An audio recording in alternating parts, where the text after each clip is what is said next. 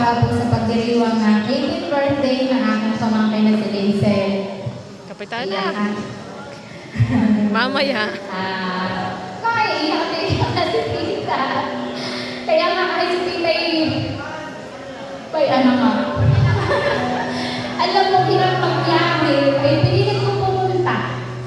Alam mo na ako mahihiloy sa biyahe, lalo na may kalong. Kahit simula lang mahihiloy ko sa tako sa kalong kita baga. Ay, ako'y nagsusuka. Ay, nilalang ka namin ang oras ng Indong. Nandito. Thank you sa pagiging mabuti mong anak. Lalo na si Tita ay hindi na lagi nakakapunta sa inyo pag may sakit ng mama.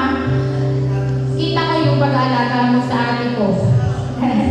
Sa mama. Kay Tatay Albert, pag nasa sa inyo. Sa akin, nung buntis ako, hanggang mga anak ako, inalagaan mo kami ni Indo. Saka si Nene. Lalo kay Pumpay. Sa pagpapasensya mo sa mga kapatid mo. Nalulungkot kami dahil ano. Pumunta ka na ng malayo ulit. Kasi nung dumating ka dito, parang 5 years old ka lang, hindi kita nalagaan ng maliit ka, pero sobrang thankful kami dahil lagi ka ng anak ate ko. Thank you, Ate May. Happy birthday. God bless. At sana huwag kang magbago.